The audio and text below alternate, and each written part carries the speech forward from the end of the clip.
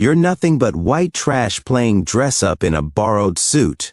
Those words, screamed at me in front of 70 Wall Street executives at my own birthday party, would cost Rebecca Thornton everything. Her $43 million fortune, gone. Her father's legendary hedge fund, destroyed. Her freedom, traded for an 8-year federal prison sentence. In exactly 47 days from that humiliating night, the woman who thought she could destroy me with lies would watch her entire empire collapse. And the most satisfying part, she handed me the weapon that destroyed her. My name is David Brennan, and this is the true story of how one woman's attempt to publicly humiliate me became the catalyst for the most calculated revenge Wall Street has ever witnessed.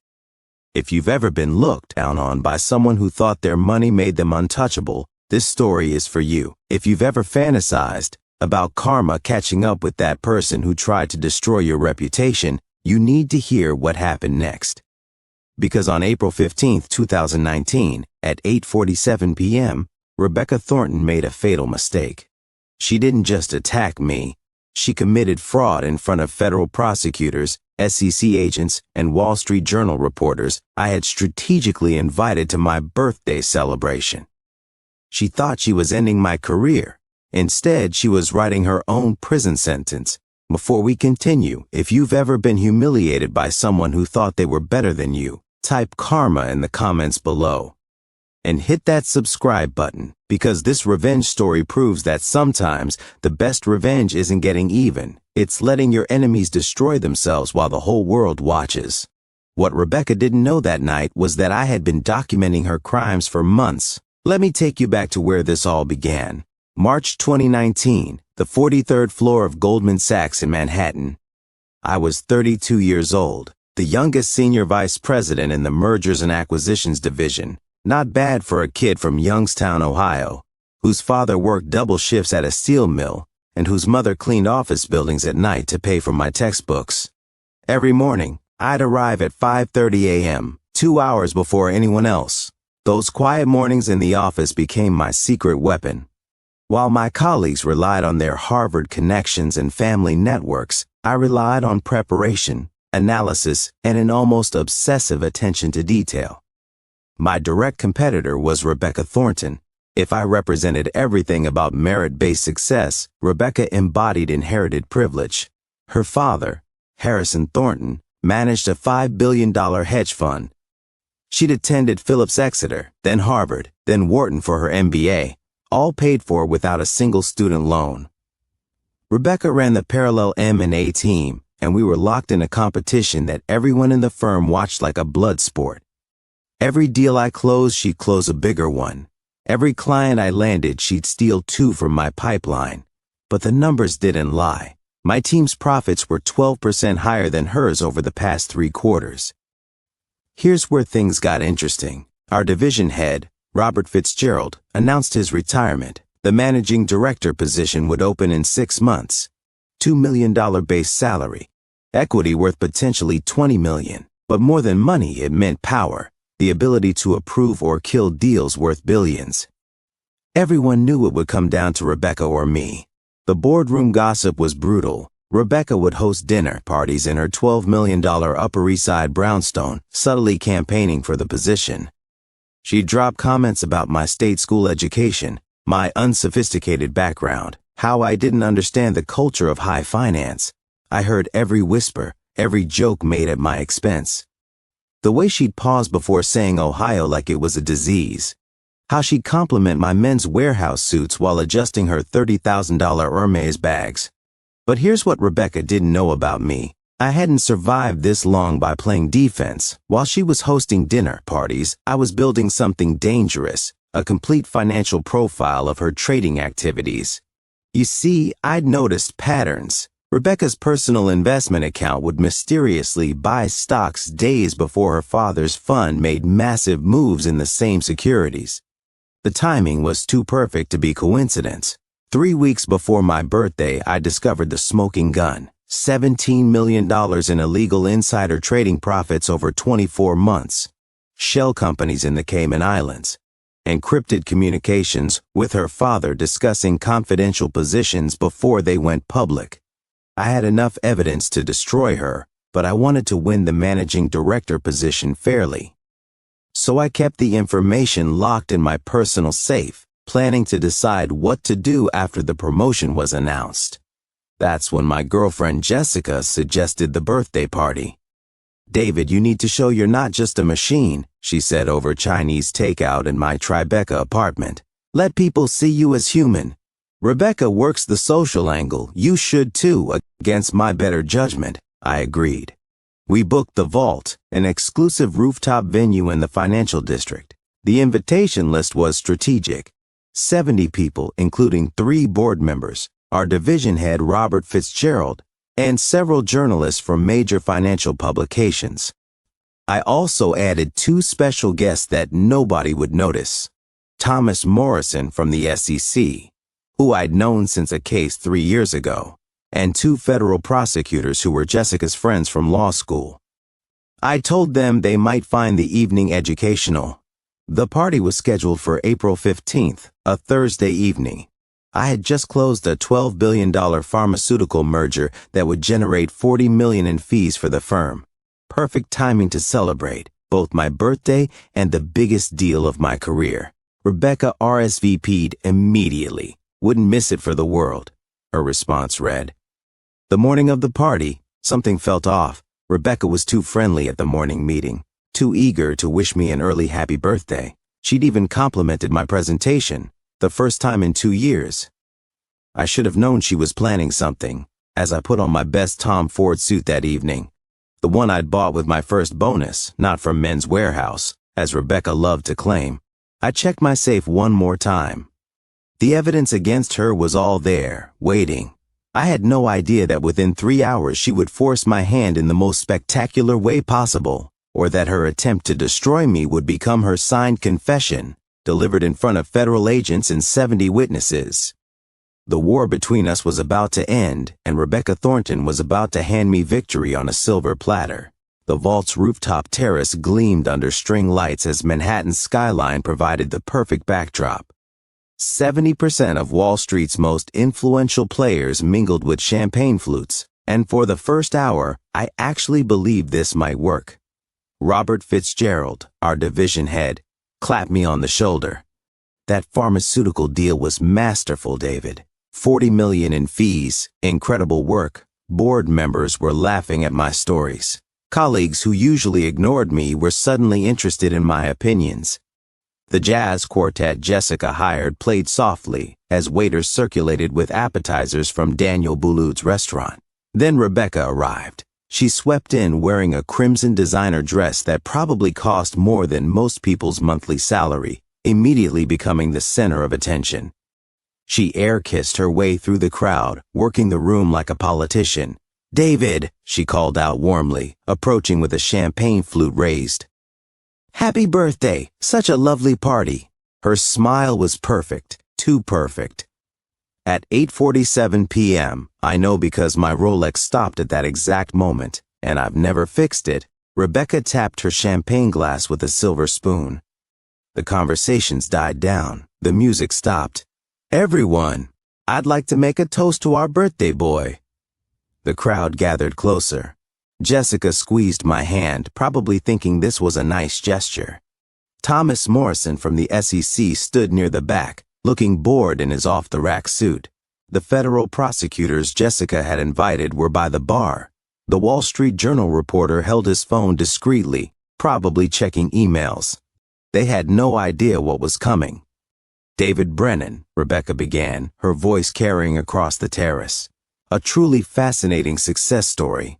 From absolutely nothing to senior vice president. It's like a fairy tale, isn't it?" The word nothing had an edge. A few people shifted uncomfortably.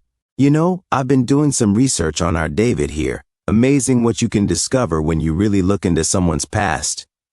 She pulled out her phone, waving it like a prop. "For instance, did you all know that David was actually fired from his internship at Morrison and Associates in Cleveland?" The crowd went silent. My blood turned cold. "Morrison and Associates? I'd interned there, yes, but fired?" "Oh, yes," Rebecca continued, her voice getting louder. "Fired for falsifying his educational credentials. Claimed he had a double major when he barely scraped by with a single degree. But wait, it gets better. She reached into her designer clutch and pulled out a manila folder. I have emails here from David's former supervisor. Our birthday boy didn't just lie about his education. He was caught stealing client information, using it to impress recruiters at bigger firms. Gasps echoed across the terrace. Robert Fitzgerald's expression hardened. Board member Harrison Walsh stepped back from me like I was contagious. The only reason he wasn't prosecuted, Rebecca announced, now playing to her audience like a prosecutor, was because Morrison and Associates wanted to avoid scandal. They let him go quietly, and he slithered his way to New York. Jessica's hand released mine. She took a step backward, her face pale. But Rebecca was just warming up. That pharmaceutical deal you're all praising? The one worth $40 million in fees? She laughed, sharp and cruel. I have documentation proving David deliberately hid critical liability assessments from the buyer. When this surfaces, and trust me it will, Goldman Sachs will face lawsuits worth hundreds of millions. She threw the folder at my feet. Papers scattered across the marble terrace. Documents, emails, what looked like signed statements. People scrambled to pick them up, to read the evidence of my crimes. David Brennan is a fraud. Rebecca's voice rose to nearly a shout. A nobody from nowhere who lied, cheated, and stole his way into our world. He's been deceiving all of you, risking this firm's reputation for his own gain. The silence that followed was deafening. 70 pairs of eyes stared at me. Several phones were now out, recording everything. My career, my reputation, everything I'd built, destroyed in less than 5 minutes. Is this true? Robert Fitzgerald's voice was quiet but carried absolute authority. I opened my mouth to respond, but Rebecca cut me off. The evidence speaks for itself, she said, gesturing to the papers now being passed around. By Monday morning, the SEC will have copies of everything. David won't just be unemployed, he'll be under federal investigation. Have you ever had someone try to destroy your reputation with lies? Like this video if you believe karma always finds these people, because what happened next changed everything. You're nothing but white trash playing dress up in a borrowed suit. Rebecca hissed loud enough for everyone to hear. You don't belong here. You never did. And after tonight, everyone knows it. I stood there, frozen. Jessica was now 10 feet away, unable to even look at me.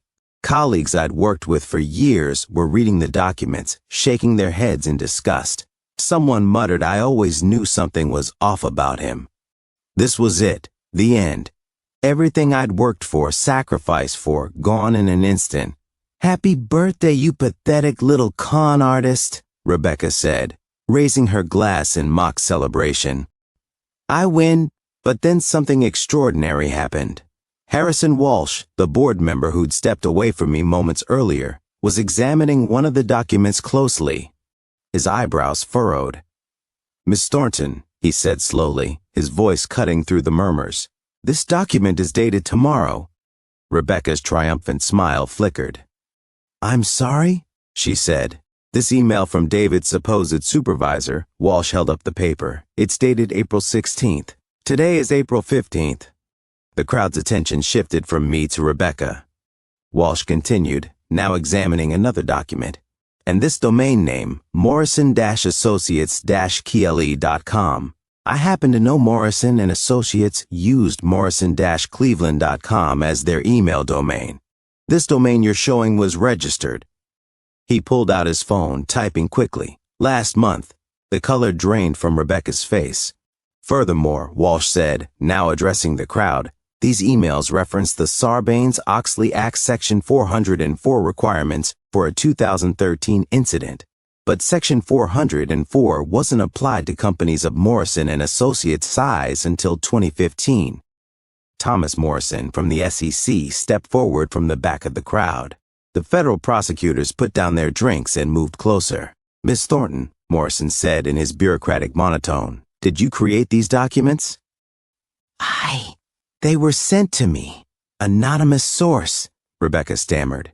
Because if you fabricated evidence to defame a colleague, Morrison continued, that would constitute fraud, conspiracy, and potentially several other federal crimes. The crowd was now staring at Rebecca with the same disgust they'd shown me moments earlier. The phones that had been recording my humiliation were now pointed at her. "And you chose to do this," I finally spoke, my voice steady despite the adrenaline coursing through me, in front of 3 board members, 2 federal prosecutors, an SEC agent, and a Wall Street Journal reporter. Rebecca's eyes widened as she noticed Morrison's SEC badge, now visible on his belt. The prosecutors Jessica had invited were taking notes. The reporter was typing furiously on his phone. "But please," I said, bending down to pick up one of the fake documents, "tell us more about fraud and deception. Agent Morrison is particularly interested, aren't you, Tom?"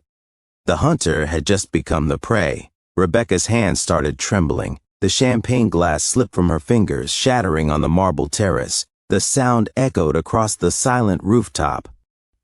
I received these documents from a source," she stammered, her voice losing all its earlier confidence. "Someone who knew the truth about David." "What source?" Agent Morrison stepped closer, pulling out a small notebook. "Name, contact information. When you received them?" "I can't. They wanted to remain anonymous." Harrison Walsh laughed, a short, harsh sound. "You're telling us an anonymous source sent you documents dated in the future, from a domain that didn't exist in 2013, referencing regulations that weren't applicable? Miss Thornton, I've served on this board for 15 years. Do you think we're idiots?" The crowd was closing in now, not physically, but their attention had completely shifted. The hunters had become witnesses to Rebecca's self-destruction. "Let me help everyone understand what just happened," I said, my voice calm despite the rage I'd felt moments earlier. "Rebecca Thornton just committed multiple federal crimes in front of 70 witnesses. I counted on my fingers for effect. Fraud, creating false documents, defamation, attempting to destroy my reputation with lies, conspiracy, planning this attack in advance. And she did it all in front of Agent Thomas Morrison from the Securities and Exchange Commission." I turned to the 2 prosecutors. "Jennifer, Michael, you're both federal prosecutors, correct? Jessica invited you as her law school friends?" They nodded, looking stunned by the turn of events.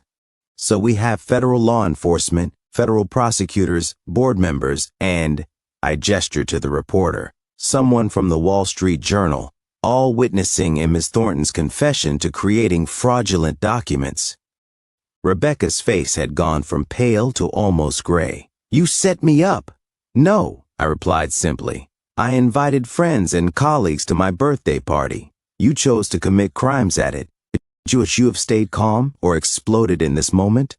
Comment below what you would have done when your enemy handed you their own destruction." Robert Fitzgerald, our division head, finally spoke. "Rebecca, did you create these documents?" She looked around desperately, searching for an ally, an escape route, anything. But she was surrounded by the very people she'd tried to impress with her takedown of me. I was trying to expose." "Answer the question," Fitzgerald commanded. "Did you fabricate these documents?" The silence stretched for what felt like hours, but was probably 10 seconds. Finally, Rebecca's shoulders sagged. "He doesn't deserve the position," she whispered. "Some nobody from Ohio sitting in a role meant for—" "That's a yes," Agent Morrison interrupted, writing in his notebook. "Miss Thornton, you've just admitted to creating fraudulent documents with the intent to harm Mr. Brennan's reputation and career. I'll need you to come to our offices tomorrow morning for formal questioning." "This is insane," Rebecca exploded. "You don't understand what he is. He's been—" "Been what?" I asked quietly. "Working harder than you? Generating better returns? Earning my position without Daddy's connections?" She lunged toward me, but 2 party guests held her back. "You knew," she screamed. "You knew I was going to do this. You invited them on purpose." "I invited law enforcement to my birthday party because they're friends and colleagues," I said, maintaining my composure. "If you chose to commit crimes in front of them, that's on you. Just like if someone decided to, say, insider trade using information from their father's hedge fund, that would be on them too." Rebecca froze. The specific way I said it, the look in my eyes, she knew I knew something. "Oh, did I mention?" I added casually.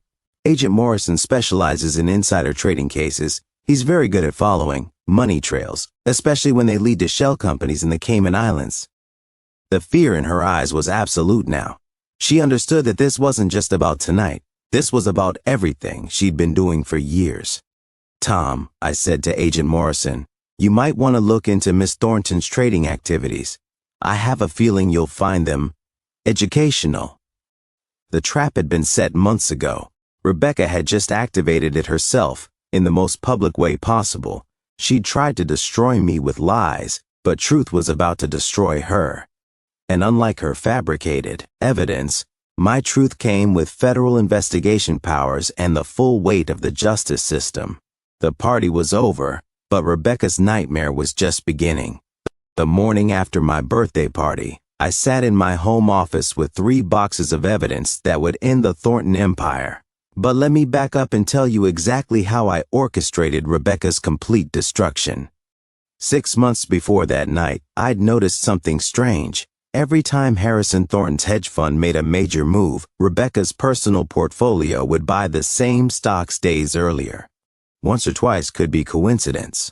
47 times was a pattern. I spent 200 hours documenting everything. Late nights after work, weekends when I should have been resting, I followed the money.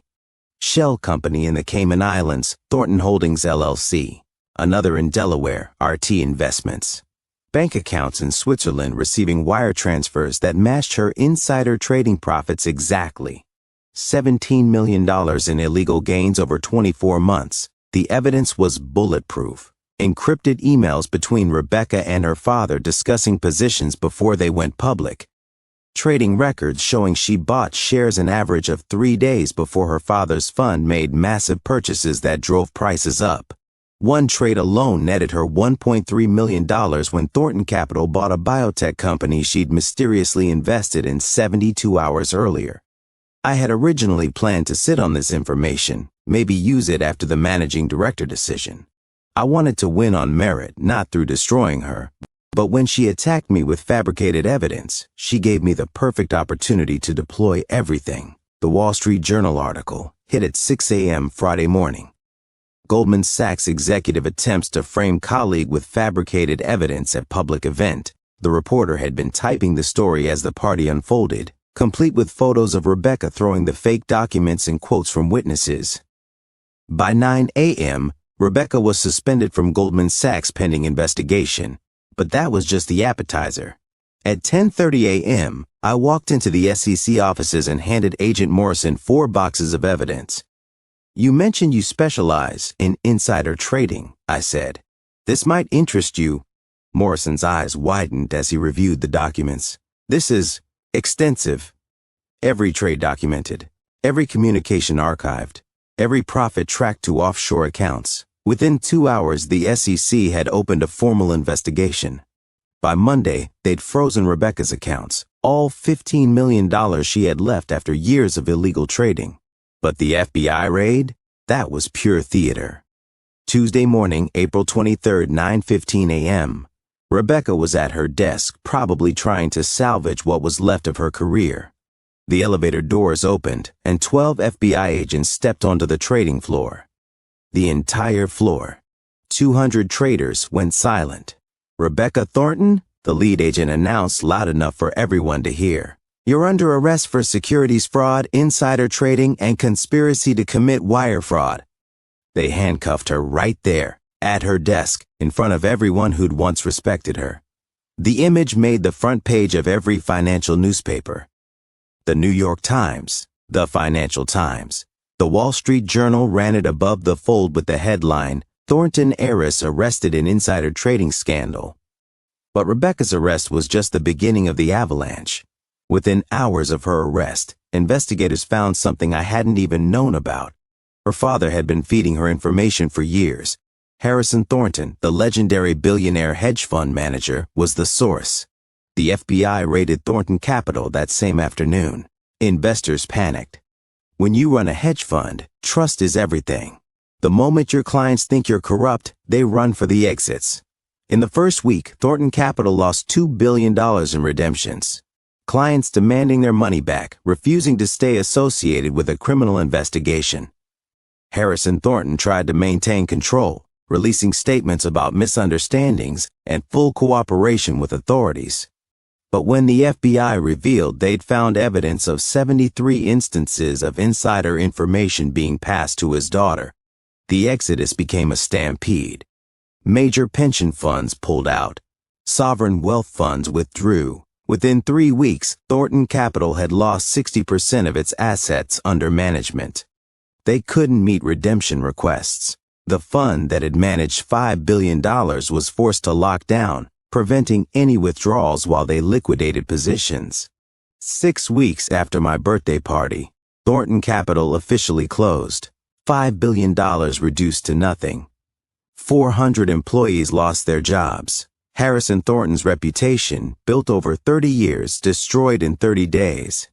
Subscribe and hit the bell if you want more stories about epic Wall Street takedowns, because this is just getting started. The trial was set for September. Rebecca tried to negotiate a plea deal, but prosecutors wanted to make an example. A rich heiress who thought she was above the law? They were going to crucify her. I testified for 3 days, presenting the evidence I'd gathered. Every document, every trade, every pattern of corruption. Rebecca sat at the defendant's table, no longer the confident woman who tried to destroy me. She looked broken, aged 10 years and 5 months. Her father's trial ran parallel, watching Harrison Thornton, once worth $300 million, sitting in a federal courthouse in an orange jumpsuit was surreal. This man who'd built an empire was now just another inmate number. The verdicts came down on October 15th, exactly 6 months after my birthday party. Rebecca Thornton, guilty on 17 counts of insider trading, guilty on 1 count of conspiracy to commit fraud, guilty on 3 counts of criminal defamation. Each insider trading charge carried up to 20 years. Harrison Thornton, guilty on 5 counts of providing insider information, guilty on conspiracy charges. The man who once controlled billions was going to federal prison.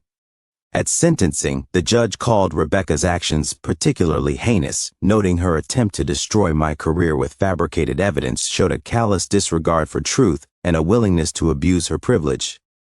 8 years in federal prison for Rebecca, 5 years for her father.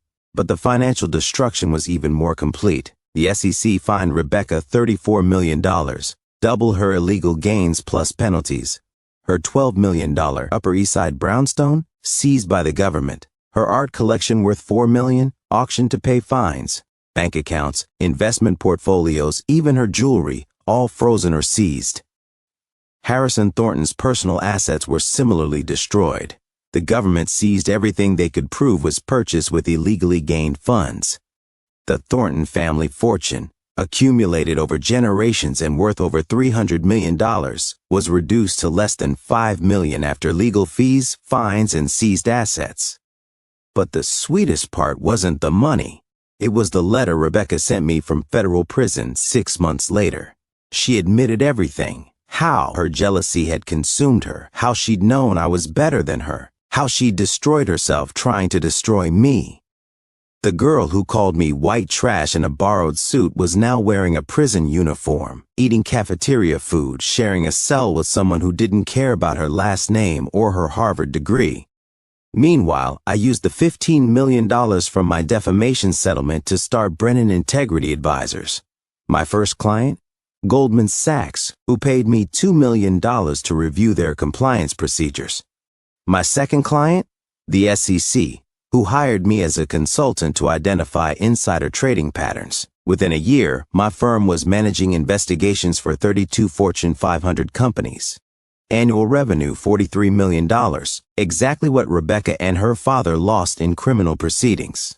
I didn't destroy Rebecca Thornton. She destroyed herself the moment she decided to attack me with lies. I just made sure the whole world was watching when she did it. 2 years after that birthday party, my life looked nothing like I'd planned. It was better. Brennan Integrity Advisors occupied the entire 32nd floor of a building overlooking Central Park. We employed 47 investigators, forensic accountants, and compliance experts. Companies paid us millions to ensure their executives weren't committing the kind of crimes Rebecca had. The irony wasn't lost on me. Her attempt to destroy me had created my empire. I never got the managing director position at Goldman Sachs. After everything that happened, I realized I didn't want it. That world, where people like Rebecca would destroy anyone they saw as beneath them, wasn't where I belonged. I'd proven myself in a different way. Then the letter arrived. It came on a Tuesday morning, forwarded by my lawyer, federal prisoner number 47839-2, Rebecca Thornton, had written to me from the minimum security facility in Connecticut, where she was serving her 8-year sentence. David, you won. You destroyed everything. My career, my family, my life. Every morning I wake up in this cell, I think about that night. But I need you to know something.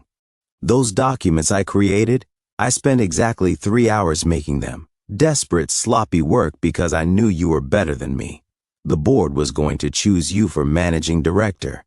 Your numbers were better, your deals were cleaner, and everyone respected you more than they ever respected me. My jealousy and insecurity cost me everything. The truth is, I had nothing real against you, no actual dirt, no real scandals. You were exactly what you appeared to be, someone who'd outworked everyone else to earn your position. And I hated you for it. I hated that my family's money, my connections, my expensive education couldn't beat your pure determination. You didn't destroy me, David. I destroyed myself. You just handed me the rope. Every day I see my father in the exercise yard. He's aged 20 years in 2. We don't speak. What would we say? That our greed and arrogance cost us everything? You want to know the worst part? After the FBI investigated your pharmaceutical deal, the one I claimed had hidden liabilities, they found you'd actually been conservative in your assessments. You'd undersold the deal. Goldman Sachs made an extra $20 million because of your caution. I tried to frame an honest man. The universe had its own justice. Rebecca, P.S. My cellmate Googled you. She says you're some kind of legend now. The guy who took down the Thornton empire without throwing a single punch. Just patience and truth. I guess that's your revenge, being remembered as the hero while I'm the cautionary tale. I read that letter 3 times, then locked it in my office safe. Not as a trophy, but as a reminder that hatred and jealousy will always destroy the person carrying them. The investigation she mentioned, the FBI had spent 6 months reviewing every aspect of that pharmaceutical deal after her accusations. Their conclusion, I'd been extraordinarily ethical, even conservative in my valuations. The acquiring company sent me a personal letter thanking me for my integrity. They hired my firm for their next 5 acquisitions. Send, do you think I went too far, or did Rebecca deserve everything she got? Comment below. I want to know what you would have done in my position. Last month, something interesting happened. I was grabbing coffee at a shop near my old Goldman Sachs building when a young analyst recognized me. Mr. Brennan, you're David Brennan.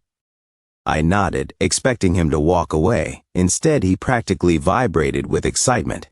You're a legend at the firm. Everyone knows the story. You're the guy who proved that when someone tries to destroy you with lies, you don't have to fight dirty. You just have to let them expose themselves. Is that what they say? They teach your case in our ethics training now. How you stayed calm when Rebecca Thornton attacked you. How you'd already built a case through legitimate investigation. How you let her commit her crimes in front of witnesses instead of ambushing her privately. You changed how people think about corporate justice. He paused, then added something that stuck with me. My trainer said the most powerful thing you did was nothing. You didn't interrupt her, didn't stop her from destroying herself. You just made sure the right people were watching. After he left, I sat in that coffee shop thinking about time and consequences. My Rolex still sits on my desk, frozen at 8:47 p.m., the exact moment Rebecca began her attack. I've never fixed it. Some people ask why I keep a broken watch. I tell them it's not broken, it's just marking the most important moment of my life. The moment I learned that when someone attacks you with lies, you don't need to attack back. You just need to stand in your truth and let their lies destroy them. Rebecca thought she was superior because of her name, her money, her connections. She believed those things gave her the right to destroy anyone she saw as beneath her. But privilege without integrity is just a house of cards waiting for the smallest truth to knock it down. Today, she's in year 2 of an 8-year sentence. Her father has 3 more years. Their family name, once synonymous with Wall Street success, is now a cautionary tale told in business schools about hubris and corruption. Me? I'm just a kid from Ohio who learned that the best revenge isn't about getting even. It's about getting ahead while your enemies get themselves caught. As I record this story today, Rebecca Thornton has served 2 years of her 8-year federal sentence. She works in the prison library, earning 12 cents an hour, a far cry from the million-dollar bonuses she once collected. Her father, Harrison Thornton, is in year 2 of his 5-year sentence. The man who once commanded boardrooms now cleans bathroom facilities in a federal facility in Pennsylvania. Their combined legal fees exceeded $12 million, paid by selling off family assets accumulated over 3 generations.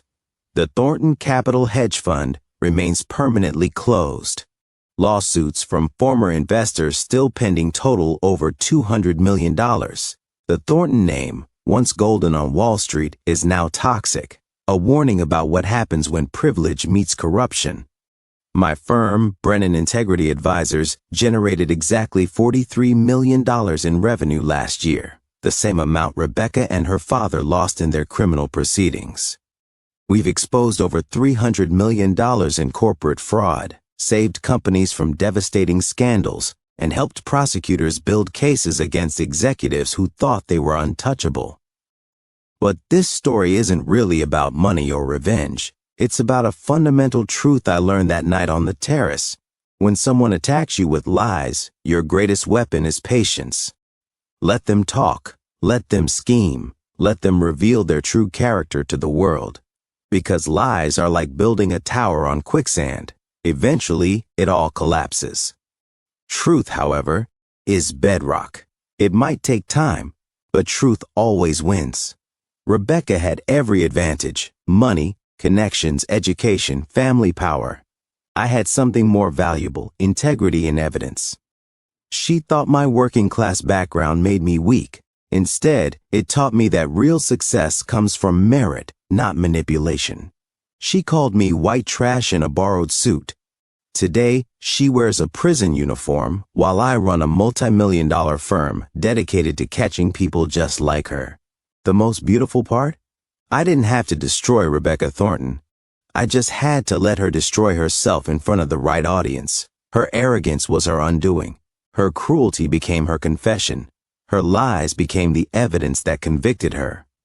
If this story gave you goosebumps, share it with someone who needs to hear that karma is real.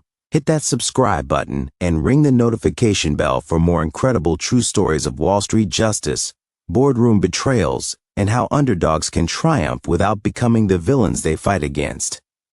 And now I want to hear from you. What's your revenge story? Have you ever watched someone who tried to destroy you end up destroying themselves?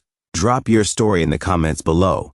Remember, success is the ultimate revenge. Stay patient, stay truthful, and let your enemies defeat themselves.